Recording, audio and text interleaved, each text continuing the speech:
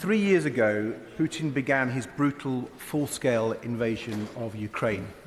And as we watched Russian missiles rain down on Ukrainian cities, we feared he might have struck a decisive blow to Ukraine and its sovereignty.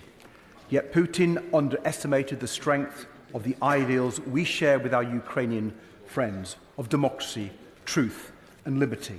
He underestimated the courage and grit of Ukrainian soldiers who have spent 3 years heroically resisting Putin's war machine.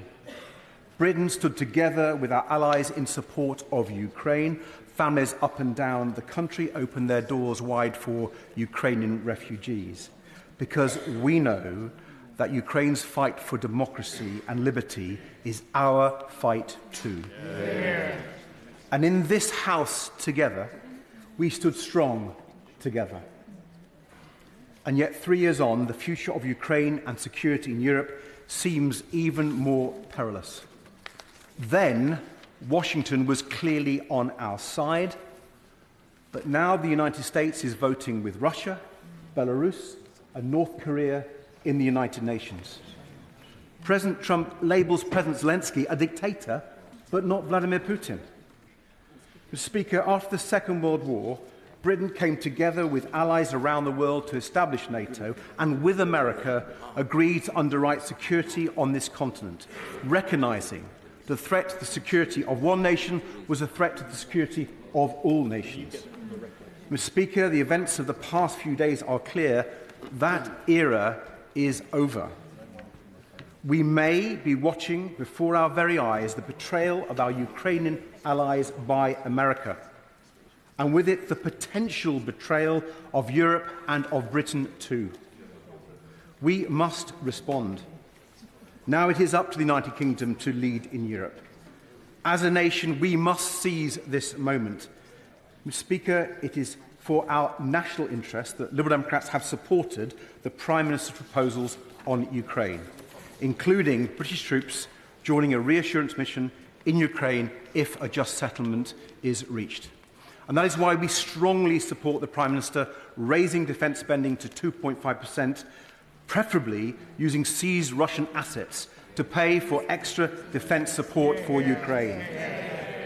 We will scrutinise all aspects of the government spending plans carefully, but I hope that moving at pace to 2.5% will mean ministers will shortly announce the reversal of the Conservatives' short-sighted cut of 10,000 troops from our armed forces. Yeah. But, Mr. Speaker, the Prime Minister is right. We must go further. So will the Prime Minister initiate talks between all parties in this House to establish that vital consensus needed to take us to spending 3% of GDP on defence as soon as possible?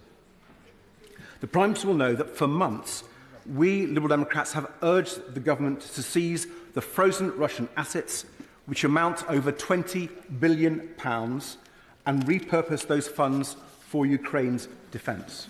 Yeah. So will he take immediate steps to gather European leaders and begin the seizure of Russian assets so that we can support Ukraine no matter what America does? Yeah. And will he, on his trip to Washington, try to persuade President Trump to do the same, to make Russia pay?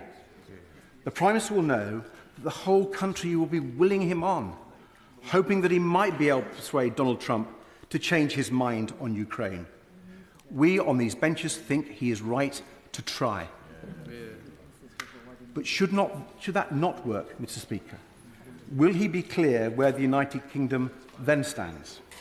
And will he make it clear that if necessary, if absolutely necessary, it will be with Ukraine and our European allies, not Putin and Trump? Yeah. Prime Minister.